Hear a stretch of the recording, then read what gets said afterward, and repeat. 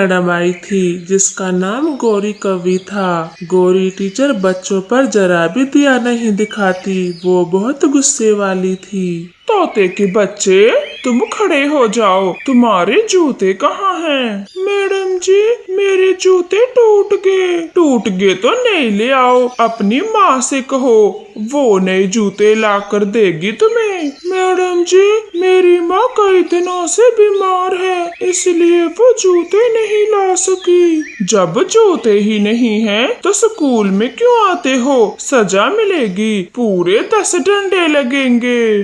गौरी कवि को उस छोटे बच्चे पर कोई दया नहीं आती। वो उसके पंख में जोर जोर से 10 डंडे मारती है। टीचर के इस बर्ताव को देखकर सारे स्टूडेंट डर जाते हैं। फिर अगली सुबह तोते का बच्चा अपनी माँ से बोलता है, मम्मा मम्मा, मैं आज स्कूल नहीं जाऊंगा, पहले आप मुझे नए जूते ला कर दें। बेटे, मैं ला दूंगी तुम्हें नए जूते, मगर इस समय मेरे पास पैसे नहीं हैं।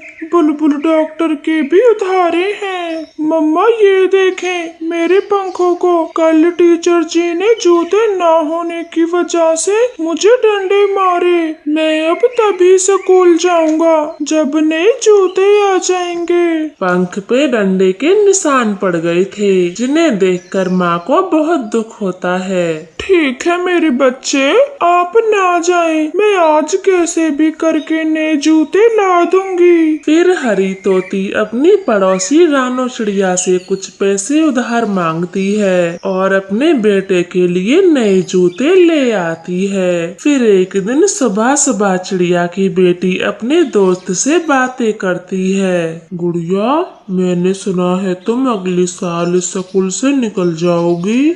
हाँ किकी, मैं अगले साल अपनी नानी के घर जाऊंगी और वहीं से अपनी पढ़ाई करूंगी। लेकिन क्यों? यहाँ भी तो तुम पढ़ सकती हो।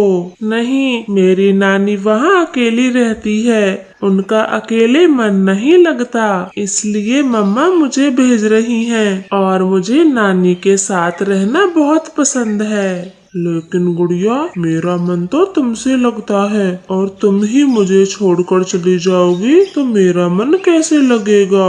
उनकी ये बातें गौरी टीचर सुन रही थी। वो नजदीक आकर बोलती है, शाबाश गुड़िया, तुम मेरी ही क्लास की स्टूडेंट हो ना, और तुम लड़के पक्षी यहाँ से जाओ तो स्कूल में पढ़ने की जगह तुम ये सब करती हो। रुको, अभी तुम्हारी माँ को बुलाती हूँ, वो ही खबर लेंगी तेरी। नहीं मैडम जी, मम्मा को ना बुलाएं, और हम दोनों तो बस बातें कर रहे थे।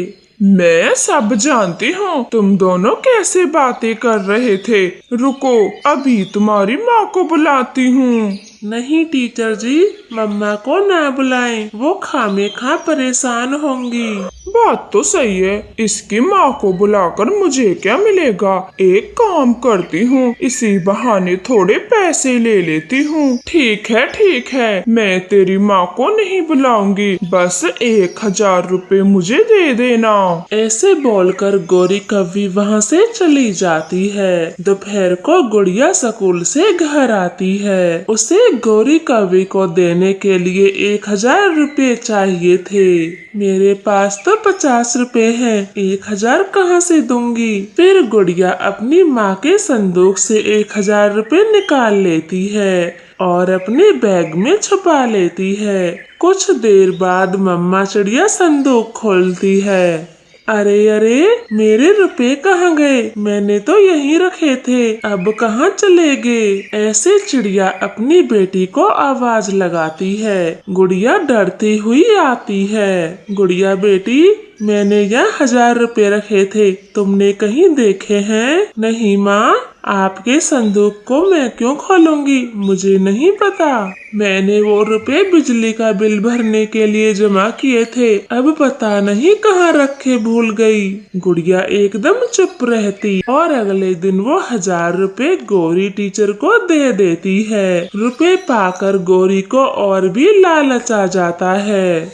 पूरी क्लास में 30 बच्चे हैं। अगर सबसे 1,000 रुपए लूंगी तो पूरे 30,000 रुपए होंगे। फिर मैं आराम से अपने लिए आईफोन खरीद पाऊंगी। लालची गौरी मन ही मन कोई तरकीब सोचती है और फिर बच्चों से बोलती है, बच्चों मैं आप सबको बस में बिठाकर ऊंचे ऊंचे पहाड़ों की सैर कराऊंगी, इसलिए सबको कल 1,000 रुपए लेकर आने हैं। मैं तो मम्मा से 1,000 रुपए नहीं मांगूंगी, माँ पहले ही परेशान है। मैं गौरी मैम से मना कर देती हूँ, मुझे नहीं घूमने जाना। ऐसे सोचकर गुड़िया बोलती है, मैडम जी मुझे ऊंचाइयों से डर लगता है, इसलिए मैं नहीं जाऊंगी। हाँ हाँ ठीक है, डर लगता है तो मत जाना, लेकिन रुपए तो देने होंगे, स्कूल के नियम हैं। सारे बच्चे भूल मत जाना,